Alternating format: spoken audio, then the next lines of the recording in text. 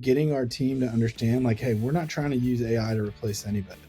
We are encouraging you to do it to be more efficient and to be able to have more output.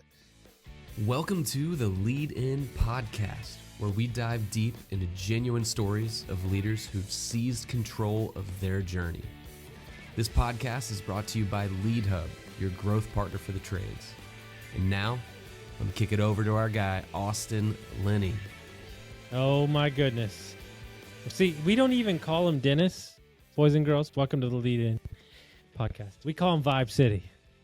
So, we don't know if he's going to show up as a poet, as a construction worker, a marketing director. We don't know. We have no idea, How's it going, my man? I'm doing well. Like to keep it a mystery. You never know. I shaved my beard since last time, so there you go. I don't think anyone's going to recognize me, but so we shall see. Here's the problem, right? You're talking to a business owner, marketing guy. We're going to get into the topic we're going to talk about, which is AI.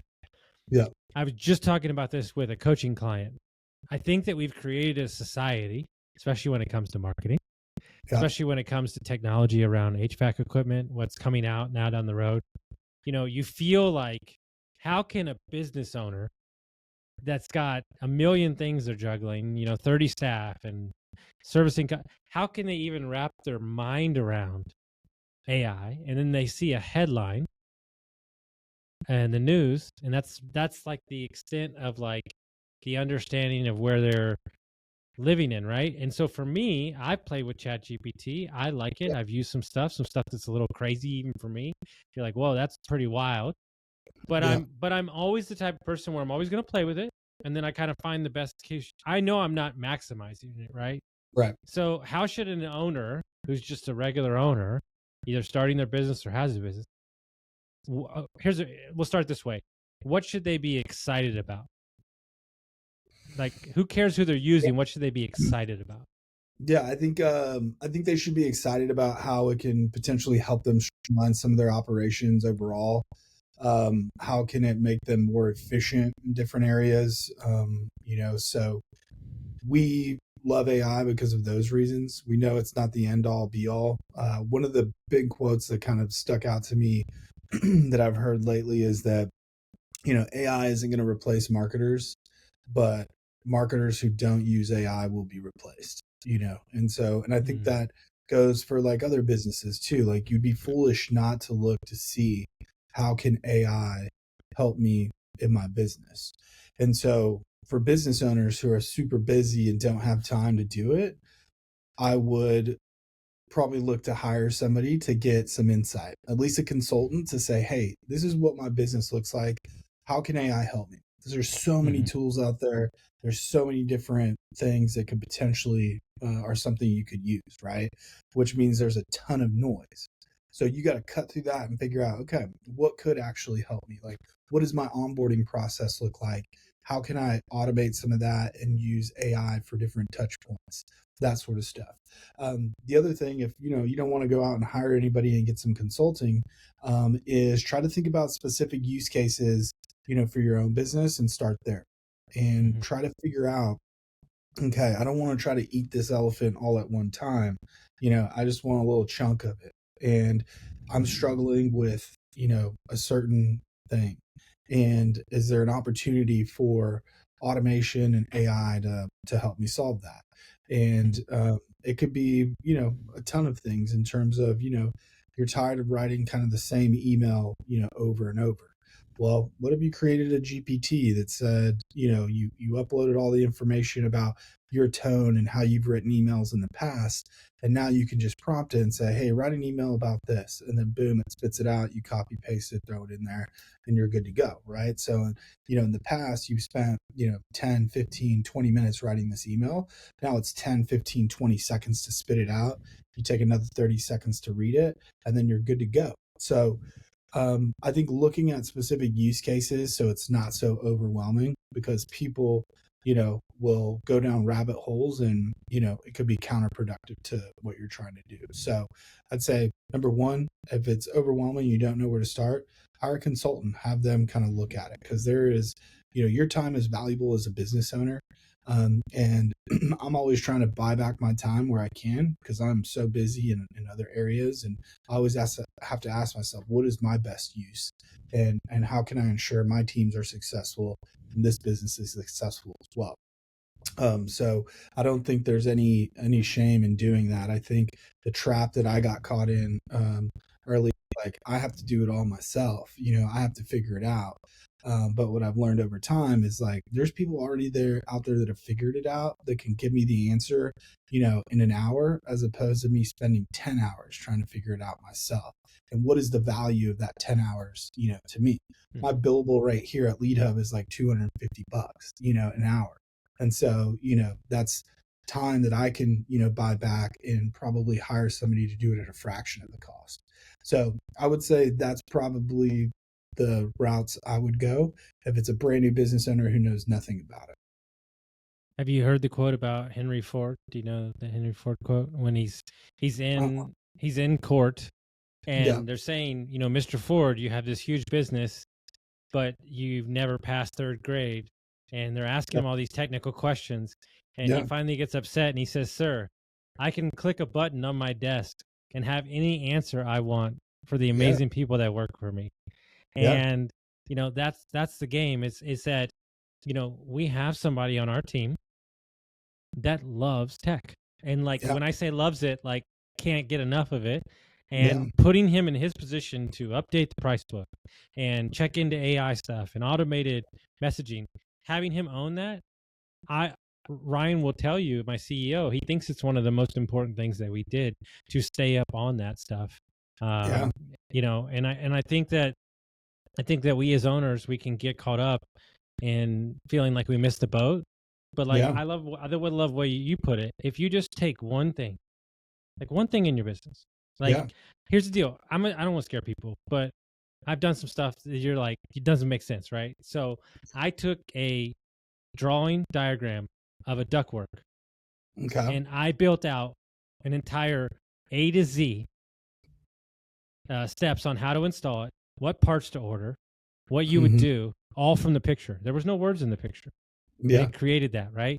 And so I was just playing around with it, right? And so you're figuring out all these ways. And I think one of the things we saw the other day that was really cool, and funny enough, I haven't told you all about it, was this company called Faraday. And basically what it does is it takes the picture of the unit and it uploads everything into Service Titan. And then when the unit that you installed is 10 years from now, it'll send an email saying, are you looking into a replacement? Are you like, so it aggregates, gets you all the warranty information, everything. And so there's going to be cases where, it's, in my opinion, the best way to look at AI is, how do I empower my employees that work for me to use AI to speed them along? Not like rebuild the whole company. Like, how do we take the people that work for us and how do we streamline operations for the people? And some people aren't going to be cool with it and some are, and you just kind of like find out what works. Yeah. And we have to just accept like, AI is going to change everything we do. And one of the big issues, I guess not issues, but challenges, opportunities was, getting our team to understand like, hey, we're not trying to use AI to replace anybody. We are encouraging you to do it to be more efficient and to be able to have more output. And also AI can solve like some of the little stuff that, has been tedious in the past so that we can focus on bigger picture items. Right. I don't like being in the weeds, like on little, stuff. And so if I can leverage AI or automation to help take care of that, so I can focus on other stuff, like that's what I'm doing all day. And I'm trying to encourage my team to understand that too. But it's been such a threat. They're like, well, if AI can do it, then what do you need me for? And what people forget is like somebody has to check the AI. It's not the end all be all, And so like we still need somebody to look at that. 100%. And we need, I think it's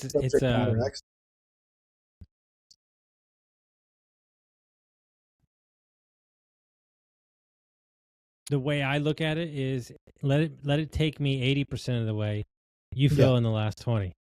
Yeah. It's not 100%. I mean, if you read just straight AI, you're like, it's okay. It's a little weird, right? And like the pictures are a little weird. It's like, It's Yeah. like we ain't there yet, but Yeah. for me, and I'm calling myself out. Like I'm, a little dyslexic, ADHD, all the above. For me, it just makes my life a lot easier because what it does, let's take a long paragraph or you take something and I'll just clean it up, grammar, punctuation, format Yeah. it the right way, bullet point it, boom. Yeah. Like, and then I just Exactly. feel better about my email. I'm not sitting there trying to write, so I'll just talk into it. Yeah. And then boom, it writes my email, and then boom. I mean, that's a game changer for me. Yeah. Yeah. And the writing part is just one, like the whole visual side, like what you said about being able to take a picture of something and it kind of break down a diagram. Like I'll give you an example. I've been on like a health kick lately. I'm just trying to eat healthier, do all that.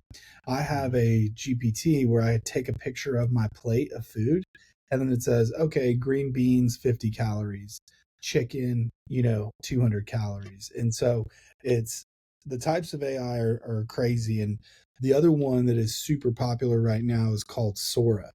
And it's starting to really gain a lot of traction. And it's still kind of in the beta phase with OpenAI. But today I was reading an article, Toys R Us used it to create a whole minute-long brand story. And typically a video like that, the animation they did will probably run you, $30,000-$40,000 for that type of production, right? Writing the scripts and storyboarding it and then getting the output in that type of animation. You could never do that before without employing like a production company to do it. Now there's a tool to be able to cut all that stuff down. So you're saving time, you're saving money, and it's getting you to a product that is quality and that can match up against some of these more traditional kind of ways that we've created content. So, it's not just the words part. There's just so many more opportunities, to use AI, depending on what kind of business you're in. So from a creative standpoint and creative marketing, I'm really excited to see what Sora could do because I have endless ideas running through my mind. And the hard part is being able to make them come to life within budget. So being able to explore something like that is going to be really cool. Mm-hmm. I love it. So guys, the advice is don't be scared of it. Right. Don't feel like you got to learn everything. Exactly. Pick one task in your business. Yep. Either hire a consultant or bring somebody in. Yep. And then just play around it. It's a scale up thing. It's not something that's going to overhaul your business overnight. Exactly. So I hope this sheds some light on a topic that I'm sure is pretty hot right now. And we appreciate y'all listening and send it around to your friends and rate us and review us. We'll see you next time. Folks, if you made it to the end of the episode, I'm sure you found some value with what you're listening to. If you could send this to a friend, rate us and review us, share us around. The more that you share us, the more that we can share content with you. Thank y'all so much for your time and listening, and we'll see you next time.